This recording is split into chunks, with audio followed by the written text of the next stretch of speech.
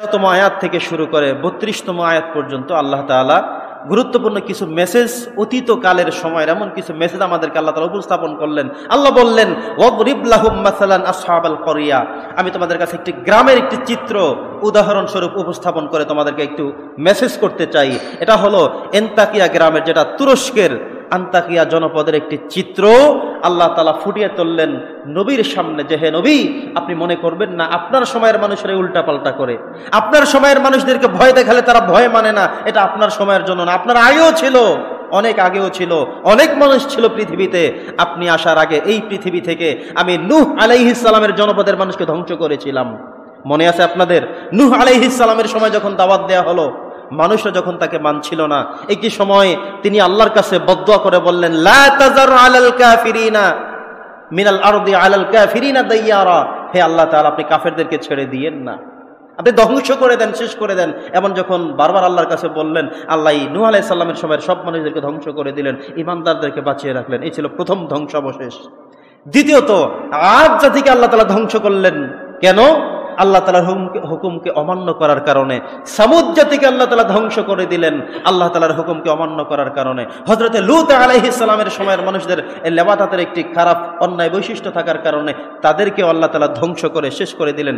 এরপরে আন্তাকিয়া নামক জনপদের মানুষদেরকে আল্লাহ তাআলা ধ্বংস করলেন।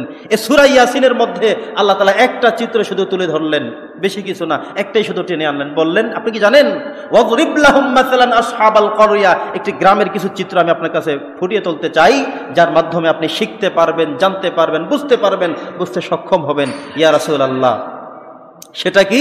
ইয জাআল মুরসালুন, তাদের কাছে আমি কিছু রাসূল প্রেরণ করেছিলাম। সুবহানাল্লাহ পড়েন। আমরা জানি, যতগুলো শুনেছি জেনেছি, প্রত্যেকটা জায়গায় আল্লাহ তাআলা একজন রাসূল পাঠাতেন, একজন নবী পাঠাতেন, জাস্ট এনাফ, একজন। কোন গ্রামের জন্য, কোন অধিবাসীদের জন্য মাত্র একজন পাঠাতেন, দুইজন কখনো পাঠাতেন না। এটাই ছিল আল্লাহ তাআলার একটি বিশেষ বৈশিষ্ট্য, যে একজন পাঠিয়ে একটা গ্রাম তিনি নিয়ে আসতেন কালেমার পথে, ঈমানের রাস্তায় আল্লাহ তাআলার পরিচয় ফুটিয়ে তুলতেন একজনের মাধ্যমে। এখানে হলো কি, এই আন্তাকিয়া নামক গ্রামের তুরস্কের সেই জনপদে আল্লাহ তাআলা একসাথে দুজন মানুষকে রাসূল হিসেবে প্রেরণ করলেন। বললেন, তোমরা যাও, এই আন্তাকিয়া নামক জনপদের মানুষরা খুব হিংস্র পর্যায়ের মানুষ, নিজেরা অনেক বেশি বোঝে এমন মানুষ, কোন মানুষের কথা শুনতে চায় না এমন মানুষ, কোন নবী রাসূলের বার্তা শুনলে তারা ক্ষিপ্ত হয়ে আসতে চায়। অতএব একজনে হবে না, দুজন লাগবে। সুবহানাল্লাহ পড়েন। মাঝে মধ্যে এমন হয় না যে আমরা একা একই হাঁটতে গেলে ভয় আছে, রাজনৈতিক ভয়, জমি নিয়ে কোন্দলের ভয়, বিভিন্ন টেনশন থাকতে পারে, এই জন্য বলি আপনি একা চলবেন না, কারণ আপনার নিরাপত্তার শঙ্কা আছে। এমন হয় কিনা বলেন? তো দুইজন মিলে মিলে চলে, যে একসাথে তো দুইজনকে আর মেরে ফেলা যাবে না, একসাথে তো দুইজনকে আর শেষ করে দেওয়া যাবে না, অতএব একজন আরেকজনকে পাহারা দিবে, এটাই আমরা করে দেই। এটাই হলো সামাজিক শৃঙ্খলা। তো আল্লাহ তাআলা প্রথম শিখিয়েছেন যে একজন পাঠালে এই জনপদের মানুষটাকে ধ্বংস করে শেষ করে দিতে পারে, বিধায় একজন নয়, দুজনকে একসাথে করে আল্লাহ তাআলা পাঠালেন। আল্লাহ বলেন, ইয জাআল মুরসালুন, যখন তাদের কাছে আমি রাসূল প্রেরণ করলাম। এখানে বহু বচন দেওয়া হয়েছে, দুজন রাসূল প্রেরণ করলেন। এরপরে ইয আরসালনা ইলাইহি মুসনাইনি, আল্লাহ বললেন যে ইসনাইন মানে হলো দুজন, আমি তাদের কাছে দুজন রাসূল প্রেরণ করলাম। ফাকাযযাবুহুমা, তারা সবাই মিলে তাদের দুজনকে অস্বীকার করলো। কথা কি বুঝতেছেন? দুজন রাসূল এসেছে তাদের কাছে, এসে তাদেরকে দাওয়াতের কথা বলল এন্তাকিয়া নামক সেই জনপদে, তুরস্কের সেই মাটিতে, প্রান্তে। আল্লাহ তাআলা যখন তাদের দুজনকে প্রেরণ করলেন, এই দুজনের একজনের নাম ছিল সাদেক, আর একজনের নাম ছিল মাসদুক। অন্য একটি বর্ণনায় একজনের নাম দেওয়া হয়েছে শালুন, আর একজনের নাম দেওয়া হয়েছে শামুন। এই দুজন রাসূল একসাথে সে সময়ে ওই জনপদে গিয়ে দাওয়াতের কার্যক্রম শুরু করলেন। হবে কি? ফাকাযযাবুহুমা, তারা তাদের দুজনকেই তারা মিথ্যা প্রতিপন্ন করলো। তাদের থিম হলো এটা যে আর তোমরা তো আমাদের মতোই মানুষ। নবী করিম সাল্লাল্লাহু আলাইহি সাল্লামের সময়ের মানুষেরাও এই কথা নবীজিকে বলতো যে মুহাম্মদ, তুমি নবী বলে দাবি করো, অথচ তুমি আমাদের মতোই গ্রামে জন্মগ্রহণ করেছিলে, আমরা খেলাধুলা করেছি, তুমিও করেছো, আমরা বাজার করি, তুমিও বাজারে যাও, আমরা বিয়ে করছি, তুমিও বিয়ে করছো, আমাদের সন্তান হয়, তোমারও তো সন্তান হয়, তো পার্থক্যটা কোথায়? তুমি নিজেকে নবী বলে দাবি করো কেন? পরে না নাউজুবিল্লাহ। তাদের একটা ইন্টেন্ডেন্সি এভাবে ছিল যে নবী হবে এমন যে আসবে আসমান থেকে, যে আসবে আলাদা একটা গ্রহ থেকে, যে আলাদা একটি কিতাব নিয়ে, আলাদা একটি ভয়েস নিয়ে আসবে, সে আমাদের থেকে আসবে কেন?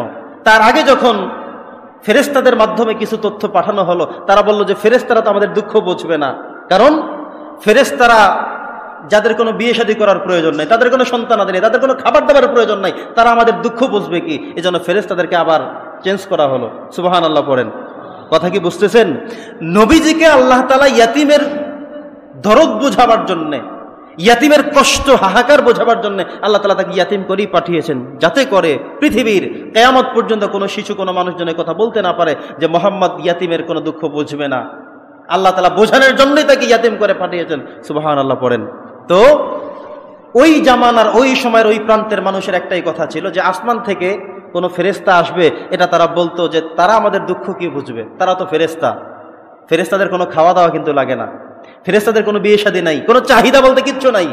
আমাদের যেমন চাহিদা আছে না, আমরা একটা সময়ে ইনকাম করার প্রয়োজন মনে করি, ঘর একটা থাকলে আরেকটা চেষ্টা করি, দোকান একটা থাকলে আরেকটু বড় করতে চাই, ঠিক কিনা বলেন? এরপরে বিয়ে শাদীর একটা টেন্ডেন্সি থাকে, সন্তানের টেন্ডেন্সি থাকে, লোভ লালসা থাকে, ক্ষমতার, টাকা পয়সার, মোহের, কত কিছুর থাকে। কিন্তু ফেরেশতাদের এমন কিচ্ছু নাই। পড়েন সুবহানাল্লাহ।